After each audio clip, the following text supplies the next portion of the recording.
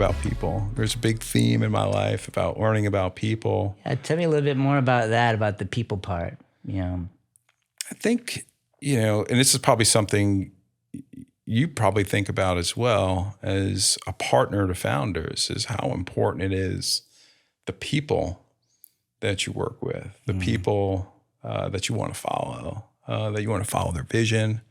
You believe in the way they empower you. You believe in the way they do things. I didn't know enough, or maybe I didn't realize enough at the time.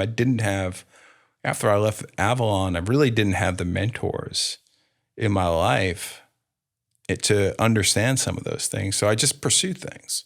I was curious. I was interested. I was hardworking.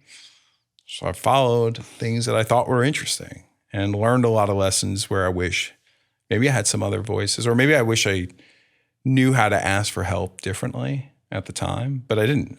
So I got like expensive MBAs in the school of real life. Is that part of how you decide on investments now? Is it heavily weighted to the people, or?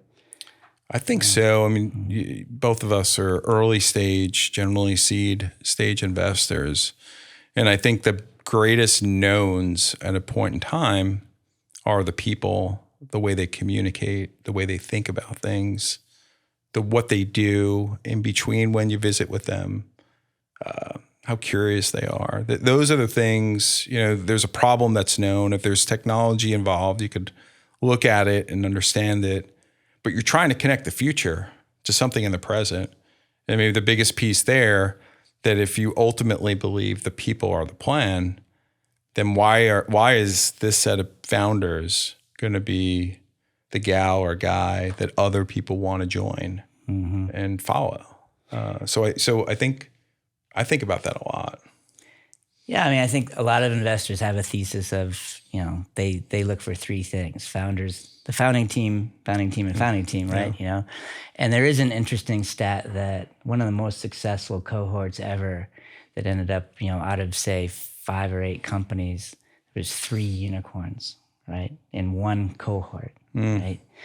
And it turned out that none of those 3 unicorns were doing the thing that they got into the cohort for. Right. They all pivoted during their journey and created different businesses, but they were still, of course, very successful.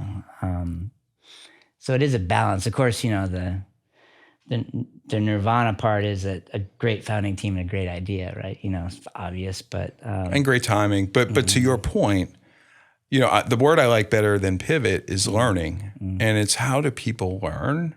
And what do they do with those learnings? How does it help them make better decisions or have realizations and be objective?